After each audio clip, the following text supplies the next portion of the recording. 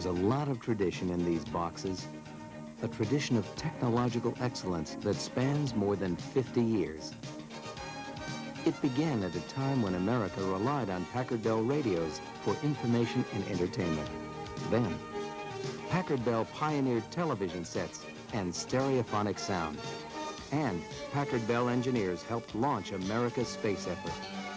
Today, Packard Bell computer systems like yours are at work in industry, government, and in homes across the nation. Linking the system together is easy, once you know what each component is. Let's start with the very basics. The computer system you've purchased is part of the new Packard Bell 286 series. It features a highly integrated motherboard for superior performance and a small footprint, so it won't take up much desk space. Your 286 computer comes standard with a 5 1/4 inch, 1.2 megabyte floppy disk drive. Your system may also have a 3 1/2 inch, 1.44 megabyte floppy disk drive. There is also an internal hard disk drive for the permanent storage of information and data.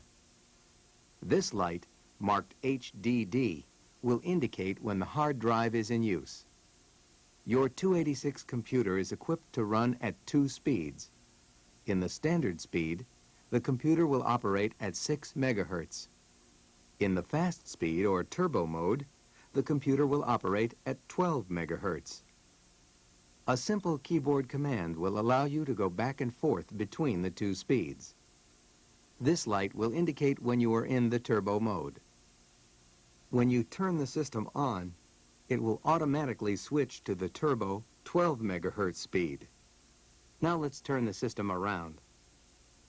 As you look at the back of the system, you will see that all of the ports are clearly identified.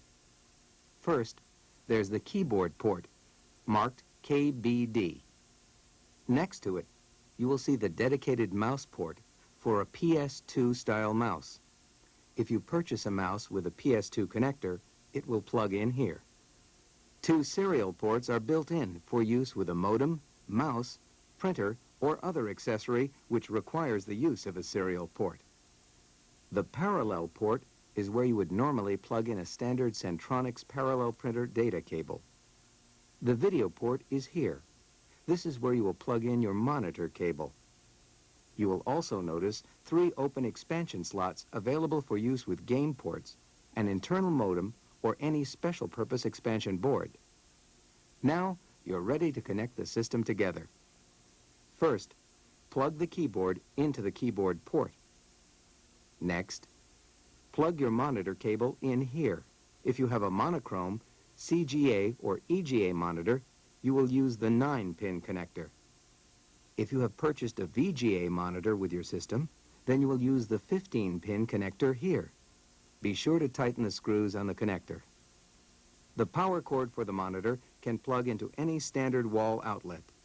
It is recommended, however, that you use a power strip with a built-in surge protector. This will help protect your system from any voltage spikes or surges which could occur. The final connection is simple. Just plug one end of the main computer power cord into the back of the computer here, and the other end into the power strip with the monitor. After making sure that all of the connections are firmly seated, you're ready to turn the system on. These indicator lights show you the status of your system. As you turn on the computer, you will see the hard disk light come on as the computer reads the drive. Now, turn on the monitor. In a few seconds, it will begin to glow.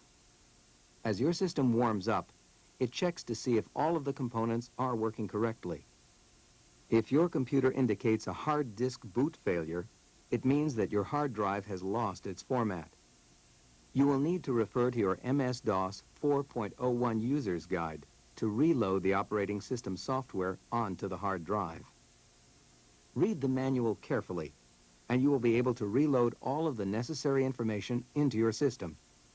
If the computer does not indicate a hard disk failure, the system will automatically go into the MS-DOS 4.01 menu shell. This means that the system is fine and ready to go to work. The first command you may want to attempt is to change the color of the screen. Use the cursor arrows to move down to Change Colors and press the Enter key. Now you can go through the menu to pick any of the 4 color options for your screen. Next, you will want to be able to format any new diskettes which you may purchase. To do this, you will need to load the format command onto the hard drive. First, use the cursor keys to highlight the DOS utilities, then press the Enter key. Now, cursor down to the format option and press the Enter key. You can now exit the menu shell by pressing the F3 key at the top of your keyboard. Here, you will see the DOS prompt. Now, insert the installed diskette into drive A. Type the following: copy, space, A, colon, format, dot, COM, and press the Enter key. The system will now inform you when the file has been copied to the hard disk drive. To return to the menu shell, type DOS shell and press the Enter key. You will now be back at the main menu. Now, cursor down to the DOS utilities and press the Enter key. Next, cursor to the format option and press the Enter key. If you are formatting a 1.2 megabyte high-density floppy disk in the A drive, you will simply press the Enter key.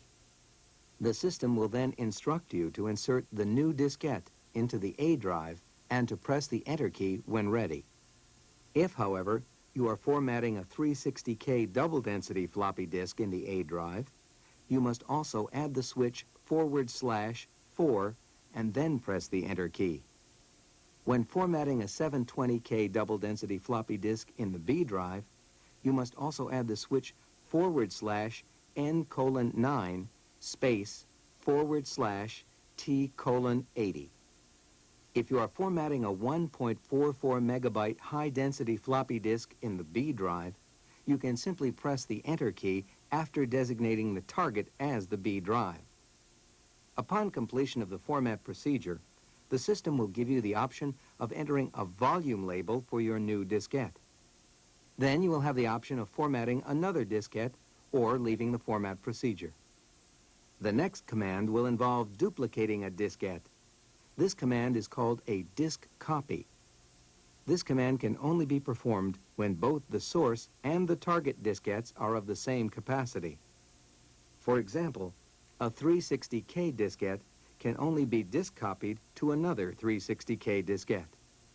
To perform a disk copy, you use the cursor keys to highlight the disk copy command and press the Enter key.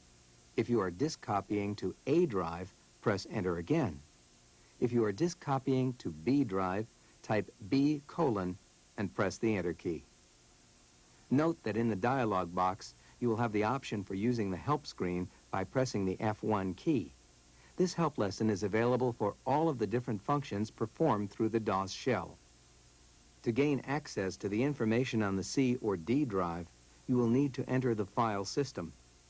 To do so, use the cursor to highlight File System and press Enter. You will now see a complete list of all files found in the C drive. The DOS Quick Reference Guide provided with your computer will assist you in setting up your computer, learning the MS-DOS operating system, and accessing the different programs you will use with your computer. Be sure to read through the MS-DOS User's Guide to gain a complete understanding of your computer's operating system. It will allow you to use your new Packard Bell computer with confidence and skill. And that will open up a whole new world.